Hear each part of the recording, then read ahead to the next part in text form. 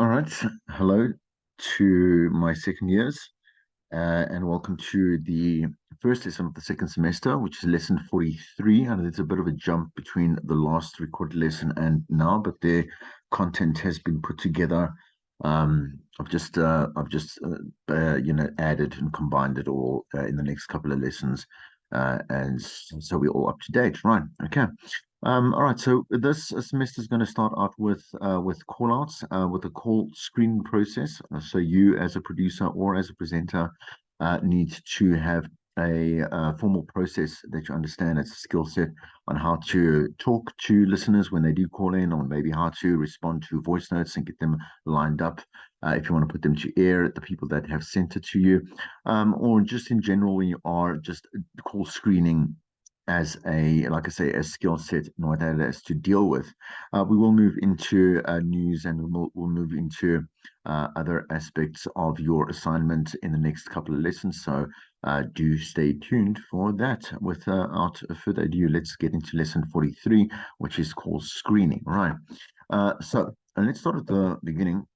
The art of call screening and producer. If you are in the production role, again, I say as a producer, as a presenter, again, I will remind you that for the majority of your career, when you are on air, you will be screening your own calls, you will be producing your own calls. So please don't think that you're just automatically going to get a presenter. It's not that way.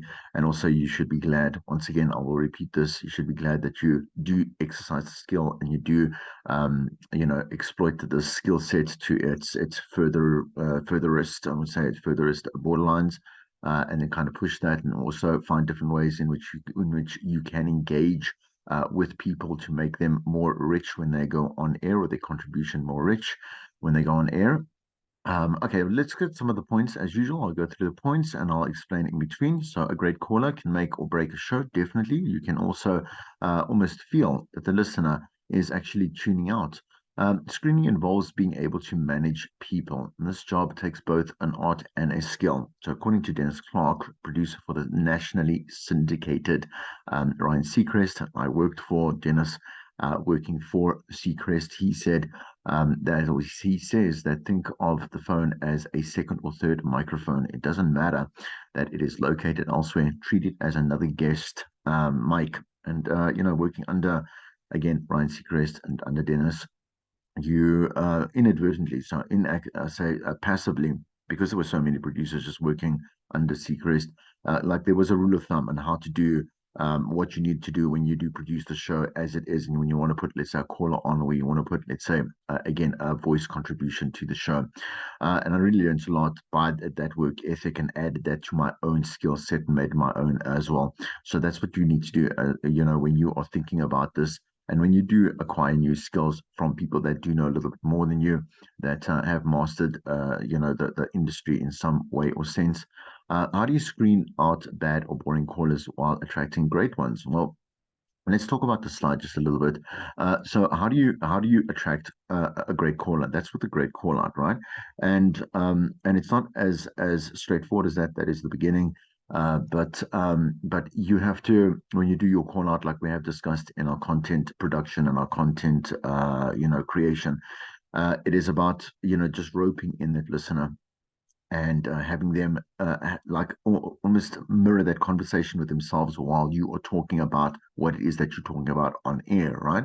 So suppose you are talking about, and just because the top of my mind right now, it's because we've been doing it for 30 years. Let's say a female president, right? You would start again. There's the notion of starting the conversation openly, so you don't say about your opinion first. You speak about like the concept or the facts or the idea of a female president, and the listener will now start to gather their own train of thought and move alongside with you to want to contribute as a great caller. If you can stimulate some great thought with them, you will immediately have that great thought translated into, let's say, some contribution to your show, whether it is, like I say, in a voice note, whether it is in a message, whether it is in an actual live call, right? So, so the thing is that you mustn't also just put in a caller just for the sake of putting a caller on, maybe because maybe you don't have enough callers that have messaged you maybe, and you're looking at some of the SMSs or the WhatsApp voice notes or the WhatsApp messages, and you don't feel like there's anything strong. Don't just put any caller on. Another thing about screening is about trying to decipher whether or not this person will be great on air, right? And that's what you'll have a conversation with them off air, to try and see whether they have kind of like a little bit of magnetic personality, whether they have something great to contribute as well. And you will try to assess that and move on from there. Let's look at another a slide. Getting to speak on a talk show is not a given right, it's a privilege, right? So that's what I'm saying about the screening process is really important, because even if you have, let's say you have 10 callers, or 10 possible callers or potential callers, right? And you only have one that is really a great response, that is going to definitely add value, that's going to add to the conversation, and it's going to spark a little bit of interest and some kind of food for thought in your listener, then rather put them on and kind of exploit that listener at the end of the day, right? In order to qualify, you must have something as a listener to say. So not everyone who demands to be on air is going to get on there, especially also if you do take live calls, let's say off air, and you're screening them. And let's say the listener doesn't have something great to say, or something, again, valuable to say. Rather just respond to them politely and say, thanks for the thanks for calling in. I might call you back, right? And the thing is that you must acknowledge them, and again, just thank them for the contribution, because they will not get then offended, because they know obviously how radio works. You can't put 100 callers on. You're going to put like two, maybe three, maybe even four throughout the entire call out, or contribution. But they will be acknowledged, and they will be validated. And so that's what you need to do in terms of etiquette, right? Use your callers to the show's advantage, not the other way around, right? So let's say you are doing a basic show. So I'm saying like a basic time and temperature show, something that's in the evening, like late nights, that doesn't take any callers. Some jocks might complain. They might say, "Oh, but I don't have any competitions, or I'm not allowed to do any call outs." Because I mean, at that time of night, no one really wants to actually talk to you if you are listening to music radio. They just want to listen to the music, just like keep them company. Tell them a little bit about like things that are happening, keep the links short, that type of thing, right? That is a jock that is saying, I'm not good enough on my own. I have to have a caller, or I have to have a little bit of privilege plus, to my show to make me sound great. And so I want you to start from that point of view, and know that, let's say, even putting, whether from the side of obviously putting the correct caller on, it's a privilege for that caller. You are also privileged in a way to also be able to put callers and add content in that context to your show, right? All right, so do not put a bad caller on air, please. There is no point if they've got nothing to say. The listener that's listening on the other end is going to be like, well, what was the point of that? And also, it's also about your quality control is in question. It's questionable. So it's up for debate. So just remember that this is in total a reflection of your work ethic and what you, let's say, might class as quality at the end of the day as well. Presenters may panic when they see that they have very few or no callers waiting to go on air. It's true, and we're all there. There's the reason for it. A couple of reasons are people maybe they just don't want to interact. Not because maybe you're saying something that's not interesting.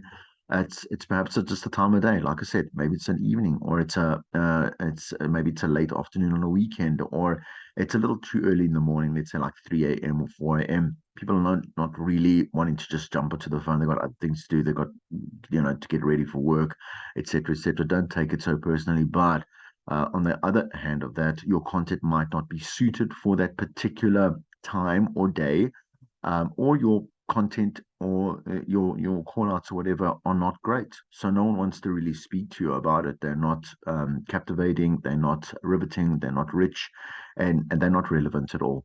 So let's have a look. It's the producer's job to remind the presenter that less than 1% of the listening audience are going to be active. Okay. So, and that's very important to know, but it shouldn't make you feel better, because you should have at least six people, on a station that is well established. So it has a couple of years behind them, like 4, 5, or 6 years at least. So there is some kind of listener culture that's been built, and that the listeners know what to do. The station also has to have some kind of policy in terms of, when I say policy, like every show needs to behave in a certain way when dictating kind of like listener interaction culture, that you mustn't train them to only interact on social media, but rather also just interact still via the phone lines and via the WhatsApp lines, etc., etc. But the thing is that active callers, like think about, you are a passive, 10 to 1 a passive caller. When was the last time you actually called into a radio station because you wanted to contribute? And you're not calling in because you're not enjoying the show. You're just not one of those people. We're not, most of us are not that type of person. I'm not that type of person. I think I've called into a radio station 3 times, and that was for a competition. I won twice, sidebar, like just tap myself on the shoulder there. But that's genuinely the reason why I called, and that was also when I was a kid as well, So it's just one of those things, one of them days, as Monifa says. So Monica, sorry, there we go. Oof. The number of blinking lights is the false indicator of how well a show is going, right? Because again, a lot of those people can also just be calling because maybe they want a song played or they just want to say hi to someone, and they might not also be calling just to contribute to the show. So also look at it in context, right? But again, let's just assume that we want callers, we want the lights to be going on, we want like voice notes to be coming in, etc., etc. Okay. If a presenter gets nervous by not seeing some calls, cover the lights so that you don't get distracted, right? It's a little bit basic in terms of practice, but you know what? If you want to do a good show and you don't want to be distracted, because you have to be present and you got to be passionate and you mustn't be discouraged. You mustn't sound like you believe you're doing a bad job, right? Then you must just rather take your eyes off the phone lines and actually just focus on the show and the delivery of it. Sometimes the presenter can be so compelling, calls aren't actually needed. So you've completed the conversation, right? So you've added all the angles, you've added a train of thought, you've added some stimulation. And sometimes no one really needs or feels the need to actually add to the conversation, right? That is also just a maybe. Screening is a way to give power to the show by filtering out the elements that can hold it back and make it boring, right? So avoid ruining the fun for the listeners and for the host by telling them in advance what they will hear. Just give them a hint. So we spoke about the teaser and what a teaser is. I want to give like an original teaser, a captivating teaser as to what is going to come up next for the next 15 minutes. Always don't tease, let's say, for the next half hour or the next 45 minutes, 10 to 1, your listener will not be there anyway, so they won't care. Keep a bit of the magic on radio. Keep your focus there. Keep what's going out on air there. And then, like I say, just split and balance the attention around your studio space and what your tools and what those things are bringing in around you, right? And balance it correctly. So work with and encourage presenters not to reveal what is happening behind the scenes. So that is as a producer. Okay. So what makes a really good caller? Well, you can hear that they've got personality. You can hear that they've got insight. You can hear that they've got something to say at the end of the day, and they also like that interaction. They are extroverted in that particular moment, right? So it has nothing to do with their personality per se, because that's, I think, a very dangerous generalization. And not I think I know, right? So, for example, if you've got, let's say you're doing something that is very medically driven, right? You might get a couple of doctors that do want to phone in, or a lot of patients that have had experiences, that do phone in and have expert professional quote unquote opinions or experiences that they can share. But that doesn't necessarily mean anything about their personality per se, right? But there is some kind of, you do form a connection immediately when you are pre-screening the callers, and you can tell that this caller is going to do great on air. And so you will prep them in the sense that you will have a conversation with them to find out which is the best part of what it is that they want to contribute, right? And then what happens is that you will prep the presenter, or if you are not the presenter, right? Okay, and tell them that this and this and this is what this call is about, so that they can go on in. They can just start um, from like the best part of what that caller has to contribute, right? So a good caller, so a successful talk show may reject as many as 50% of the calls that come in. And a good caller is relevant, interesting, funny, and poignant, right? So poignant meaning, obviously, so quite so well spoken, right? Is a better word maybe for poignant, right? So this is a person who adds to the show and makes it better. Remember that normal people don't call talk shows, right, or even music shows, right? Normal people, quote unquote. So in other words, like the passive audience is the majority. Once again, the 99%, quote unquote, roughly estimated. Please. So we're just saying the large majority of callers will again be passive callers. People that listen to will not take part. They won't even take part in the competition. They just will listen for enjoyment. So let me not repeat myself.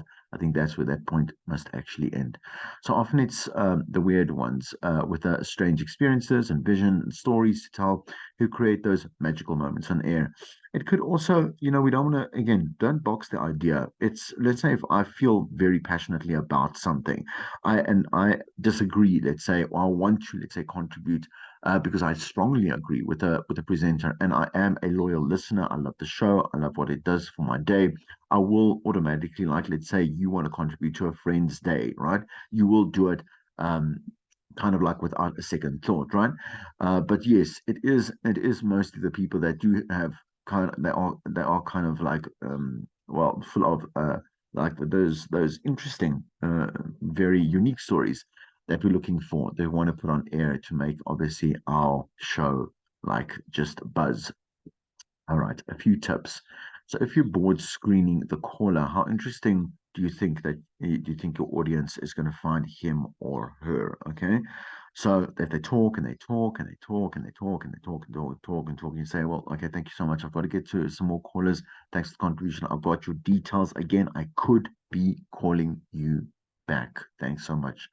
If you are discussing a human experience, it often works better to put on callers who've obviously lived that experience, not to the assumption, but 10 to 1 or to give you a bit of a perspective about around different aspects of what you are talking about. So obviously avoid as far as you can the multi-part questions or long rambling preamble. In other words, so that's why we screen the caller. I want to ask them a number of questions off air so that we can maybe ask them one, maybe two questions when you put them on air within the context of, again, what it is that they've got to say and add to the show and what it is that we're talking about. So before you decide to put a caller on air, make sure that the point that they wish to get across is concise, clear, and focused. So even if you, because again, a caller might be calling in for the first time and they don't really know the process, and if you just put them on air and just allow them to talk, they're going to talk and they're going to get off point, and because they are not the professional in this context, right? You are. So you have to guide them and even beforehand say, look, I like this particular point. Can we actually focus on this? Hold the line for me. I'm going to chat to you in just a second. Okay. So if you are targeting a young audience, then it makes sense to avoid older people, right? Sounding callers. However, those who are under 18 must be extremely articulate to be, quote unquote, good, right? Poignant, right? Articulate, well spoken, can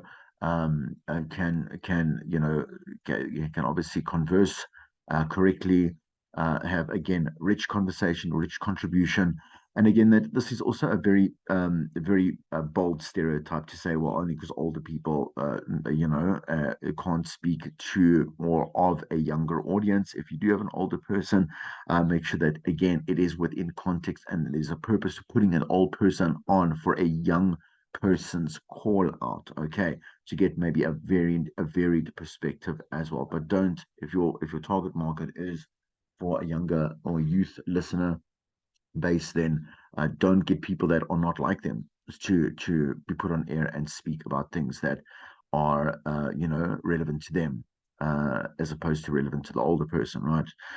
Okay, so what makes for a good caller? So for callers on air, Clark will suggest the following system: name and place. So first, identify the caller and find out where they're calling from. Hi, how's it going? Which name? Tell me where you're from.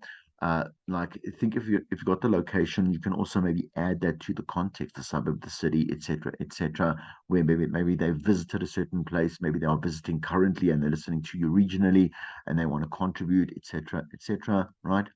The point, because most callers are not trained to be broadcasters, like I've just mentioned, right, on the previous slide, they may be repetitive, boring, or dilute their initial points, right? They will get off track. It's best to go with the first point that they do make.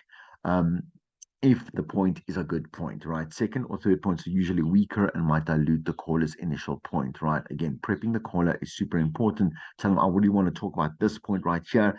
And then what you do on air is you make sure that you switch off the channel that the listener is on if you want to continue with the content piece. You understand? Without them carrying on and on, just say thanks so much, thanks for calling, close it, go to another caller if you have one. Let's say that's on hold, or you want to just say close the conversation of the link itself, or maybe go to, let's say, a voice note, or maybe go to like a comment that was left to you on social media, or whatever it may be, right?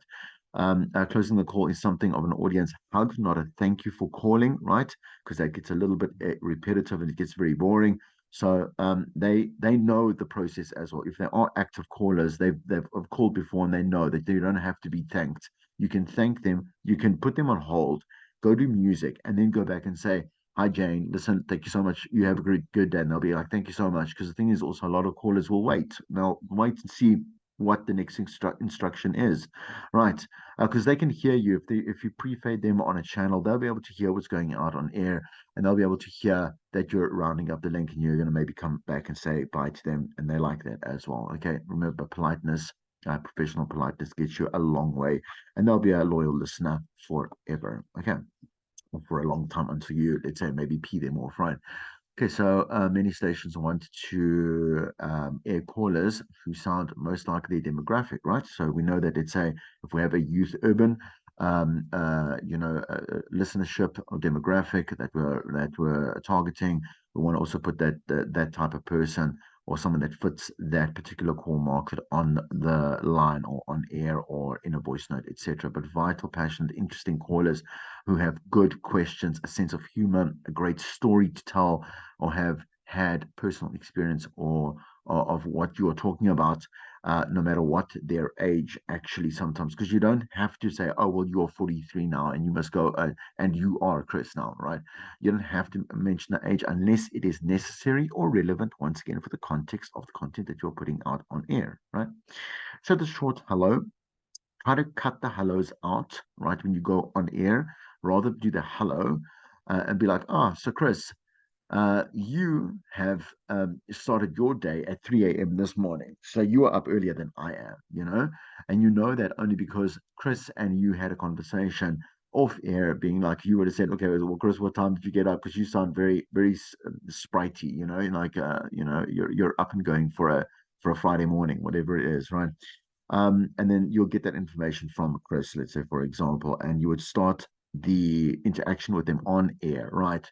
Avoid how are you today because it's really boring, right? Unless it's relevant again for the context and the content of that you are doing. For example, if you are doing a piece on the attitude and the mood that the majority of South Africans are feeling in August 2023, then you would want to say, listen, how are you feeling today? You understand? And that has relevance again to the call out or the content piece that you're doing. These are not interesting. So please be aware that you must do this maybe off air when you're prepping them and not on air. Just get to the point. Okay. Give the caller your rules. No reading of prepared statements or articles. You'll need to ask your questions or make your comments without a long preamble. So, in other words, not a long blah, blah, blah, blah, blah, blah, blah. That's to put it in layman's terms. Okay. All right. So the host will hang up on you. And the thing is, again, these callers know that if they've done that before, they don't think it's rude. They don't go, oh, whatever it is. They alert callers before they go on air. If you are going to hang up on them and go to another caller, listen, just to say in advance, thank you so much. I am going to once we're done on air, I am going to just hang up the phone and go to the next caller. So then they go, oh, no, no problem. No, thank you. Thank you for letting me know, whatever it may be. Okay. Because it might come off as impolite should you have multiple callers on air and maybe you do cut the conversation a bit short because you've got what you want from them. Okay. The pep up before putting a caller on air, check back to be sure that they are still there, right? And remind them, listen, I've got another minute to go, or another 30 seconds to go, or sorry, like we had to just play this advert right now. We had to, the song is just taking it's taking a little while. I just want to check if you're there. So go back to the caller, make sure that you are on, you don't get a fright when you go back on air. You go put them on let's say on air, and then you hear the doot of the telephone, because they hung up or they don't know what's going on. You haven't allowed them, you haven't taken the pre-fade off so that they can hear the station instead of hearing white noise, right? Because they don't know what's going on. Maybe you did hang up if there's silence. So knowing how to obviously work the desk and making sure that they can hear you, right, and hear where you're going with the show and getting to them, is important. Listen to the show. So stay in communication with the host. So if you are a producer, right, throughout the program, and although you may be busy screening, try to listen to the show to know exactly where the thread of thought is in the program itself. Okay.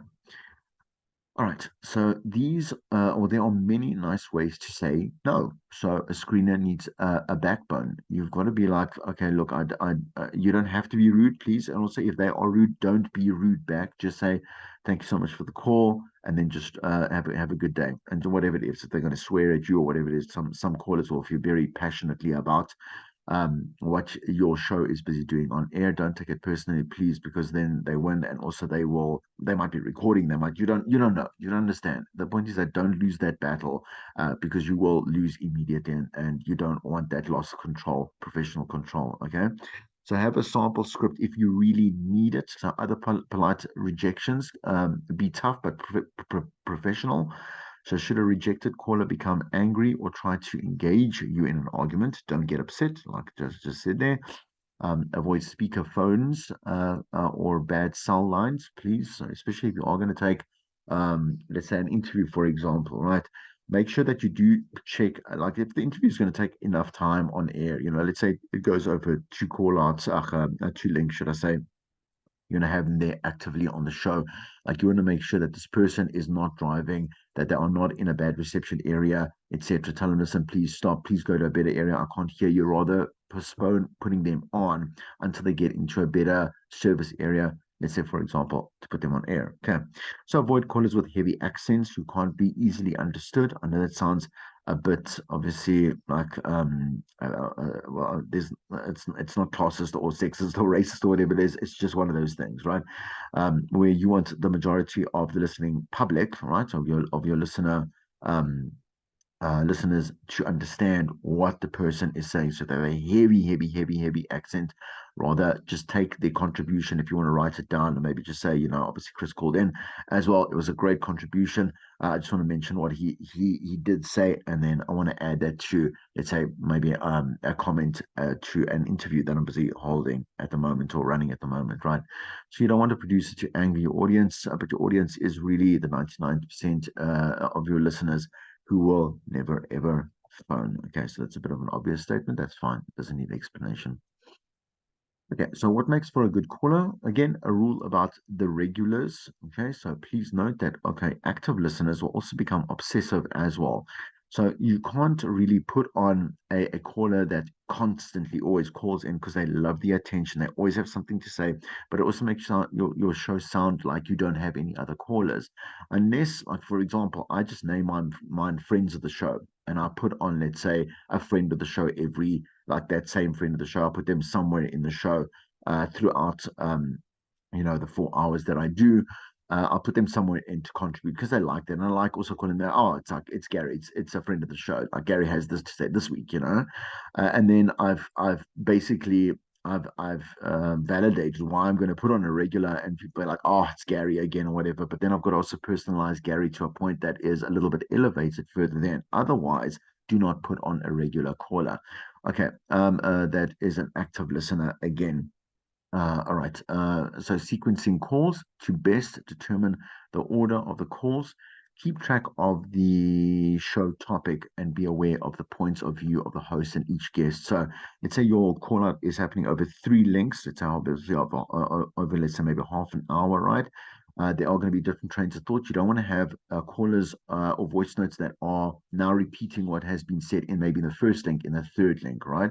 So you want to be able to order them and maybe grow the conversation and then coincide the obviously the contributions from the listener with where the conversation is sitting at the moment, right? So conflict makes for interesting dialogue, definitely. So we want to put on callers that are different, not necessarily that are arguing with you, but conflict means just a different side of an opinion, right?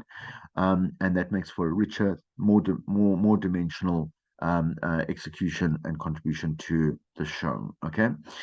If your host enjoys it and it is appropriate for the program, and they do want, let's say, people to fight maybe and argue, then why not just put it in, but be the mediator and don't take sides, right? Okay. Be someone that just adds fuel to the fire and know that you need to know how you're doing that properly and professionally as well with a little bit of practice. Okay. So if the show has guests representing several points of view, then alternate the caller points of view whenever possible. So make sure that you are getting different sides of the story, right? So that we can have richness and once again dimension to our show. The first call in the show should be the best available caller.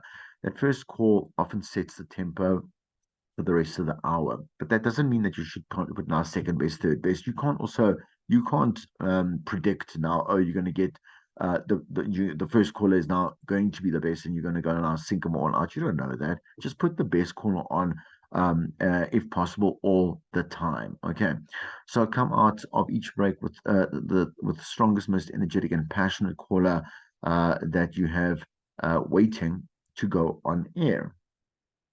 So she's been waiting for 48 minutes. She really wants to contribute to this. She has been so vocal about it. I have saved the best for last, for example, right? You can use that. It is a possibility, not a rule of thumb.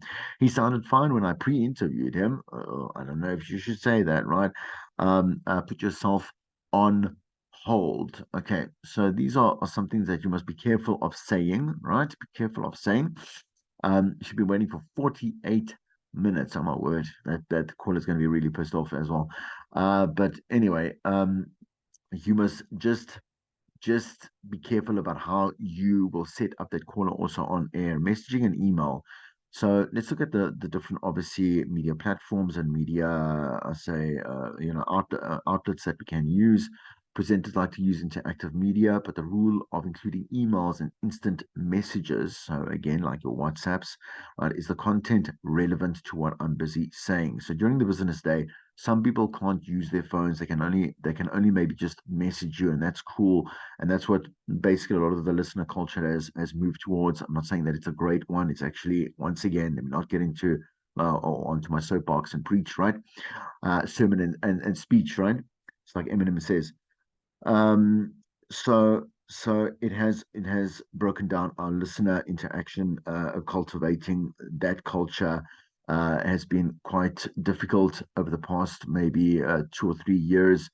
Because now we have trained our listeners to only want to interact via like instant messaging or DMs or whatever it is, right? Okay, but if they are there, then make the effort to go and maybe turn them into a live caller if they are interested. If it and that's also a very big if maybe, right? So just because we hear it on air, we do hear a live caller here and there, doesn't mean that listener, that presenter, or that producer had a really easy time getting them in 2023, right? Okay, reading messages should be a last choice, right? And when you do read a message, please reparaphrase it so that it becomes something that you own, right? And that becomes personal, and that you're not, once again, you're avoiding the reading from a paper and disconnecting from your listener, danger zone. Okay. So activating text messages. If you do use text messages from listeners on air, try reading them with a little bit of drama. That's what I said. So a little bit of ownership, right? And what we want, so if you want to go to a website and go and see, like as a producer, if your host promises listeners they'll find a piece of information on the website. So we drive traffic there for any reason, a promotion or whatever it is, make sure that it is actually there. If it doesn't, like it sounds silly. And you sound silly, and the listener will get a bit aggravated with the fact that you don't even know what's going on in your own station, right? So just make sure of that as well. And also, people say, oh, just remember to leave your comments on our socials, but never actually give the handles away.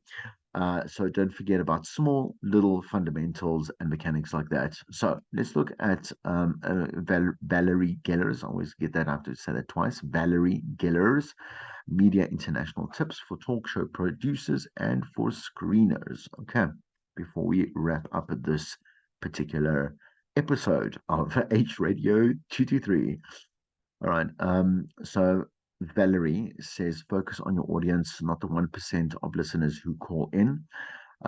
Make sure that your host has material to talk about if there are no calls, right? Don't let all your lines jam. So screen out weak calls and keep some lines open for better calls, right? So you can do that. And obviously I can't show you the mechanics of how to do that right now. I don't have the software, but you will be able to, as a producer, you will be able to master that particular software that's being used as well. The software will also tell you whether this is a caller that constantly calls in, and it'll block them out immediately as well, because we'll red flag them, things like that, right? So make sure that you are a master of your environment. Okay. If you don't understand a caller, nobody else is going to understand them. So just say thank you so much for your contribution. I could be calling you back. Just get rid of the call, right? Get your callers relaxed and talking, but don't promise them that they're going to be on air. Again, I might call you back. Thank you so much. That's super interesting. I've taken down some notes. Okay. And don't lie to them, please, because everyone knows when someone is lying to them. Okay. So build a database of sources that you can use for opposing opinions, right? For emergency guests as well. So that's great. So let's say you got a couple of great callers and you say, I might not have time for you. Or let's say they're calling once the call out is finished and say, I would like to take your number if you don't mind. I will add you, let's say, to our WhatsApp group or whatever it is, and I will, could I just be sending you out some of our call outs and our interactions or whatever it is in the future? And they'll be like, yes or no. Okay, maybe you can. So you can build a great database of great callers. Be sure to give guests specific instructions on how to get this to the studio, and phone contact information for yourself. So obviously make sure that you're not on silent. It is very important, especially when you are expecting someone to come to the studio and they are contributing to your show, coming out there all their way. They're giving the effort, they're putting the time. Guests should email background material ahead of time for the presenter to have some kind of context as to what this person is doing here and what they're going to be talking about, etc., etc. So from a producer's point of view, you need to put in that work for the presenter to be what's the word I'm looking for? Prepared. There we go. Make sure, I guess, that hosts will take care of any promotional needs. And develop a good relationship with your news department. If there are any let's say news breaking stories, that they do contact you, that you do break to someone that is a field reporter, that you go on air, etc., etc. Right? If something major occurs, don't be afraid to cancel a guest. Radio's greatest asset is its immediacy. Okay, and just apologize to the guest and tell them, listen, yeah, can we maybe use you tomorrow or Thursday? And when is your next availability? We'd like to start you in there. Okay, they might be a little bit angry, but they will understand that something more important for the station has come up. Okay, so here's some call criteria. So you can do some tick boxes here. Okay, to see whether they are going to be, a good addition to the show. All right. So can he or she offer an interesting personal experience? Do you or the audience care about this particular person? Right? Is he or she a good storyteller? Does he or she have a sense of humor? They don't all have to be funny, but maybe if they are funny, make use of it, right? Does this caller have strong, passionate opinions on the subject? So hone in and utilize that strong opinion, right? So is this a person that you would find fascinating or enjoy talking to off air? Then that's a good sign that you should put them on air, right? Can this caller take the audience on a journey they cannot get to on their own? That's a really great question as well. So again, a great speaker, someone that is well spoken, again, articulate, um, understands obviously the art of conversation, right? And knows how to execute it. Does he or she have something interesting or of value to say? Can he or she offer new information about what is being said and what you have offered in terms of your research or what it is that you're presenting as a talk topic? Is he or she entertaining? Right. So, in summary, you can just go have a look at that. I'm not going to go through all of that again. That's what we've gone through, but I do want to look at the class exercise and the exercise that you should finish for yourself. So, answer the following questions. What varied ways can we use services available over and above the studio line to get listeners' reactions and involvement in our on-air conversations? Right? So that's quite straightforward. If I say anything else, I'm going to give you the answer. Right, for each tool you listed in question one, now list for each how you would use them to one, match the use and listener cultural behavior on that tool or platform, and two, with an example of each of those to show your understanding. So, for example, if you are saying that I'm going to use YouTube, for example, I'm giving you the most difficult one as an added value platform or way of interaction, right? How would you use it? Or what is the use? Like, what is YouTube's main purpose, right? Explain that to get in touch with someone like a consumer, and then give an example that it could that you could use YouTube in to tie in with your show or what you are doing on air. Okay, why is listener active presence so vitally important to the success of a show? In other words, so why is it important to have listeners on air? So if you can answer that question, that'll be great, and you're on the right track. And I will see you in the next lesson. Let me stop that recording there.